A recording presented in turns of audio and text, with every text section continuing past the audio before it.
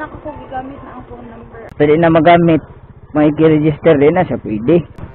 Alright, pick up ta diri guys. Kaduha na to ni guys, pick up ta diri punan gihapon to patag.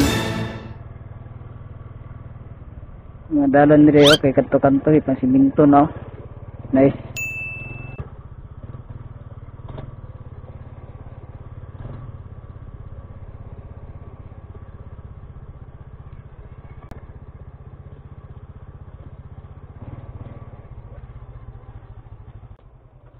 Diri siguro ni tawagan bi. Ayay. Ano lisod ni yung nani? Asa nilipita ni? Dili siguro. Ayun ay, gani ma'am? Dili ka matawagan ma'am? Wala na ako gigamit na ang phone number. Eh, sa pwede ma'am, maglisod ang rider yung contact sa imo. Ang rider man kung maglisod, contact siya, kaya mga siya importante. Ilisi lang siya. 200 no? Yes ma'am, nara diri ma'am.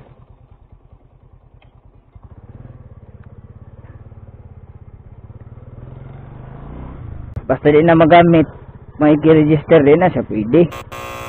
Once nga kung siya i-register, dapat makontak sila kay makabangbuang rider ani o i-register nila sa Maxim app nila, di matawagan.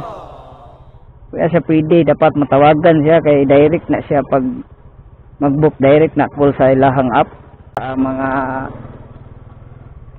uban gagamit og Maxim app nga mag-book lang i-register, dapat unta ang katong kuan makontak gyud, dili na magamit, di nagagamiton niya may i-register.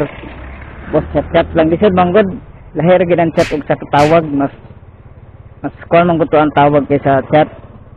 Mas okay ang tawag kay chat na pagbugay maka-reply pila pa ka seconds, pila ka minutes ay mag-reply. So ang rider siyempre magsugkabalaka praan nilayo kayo, di mo kontak, di po ang rider ana.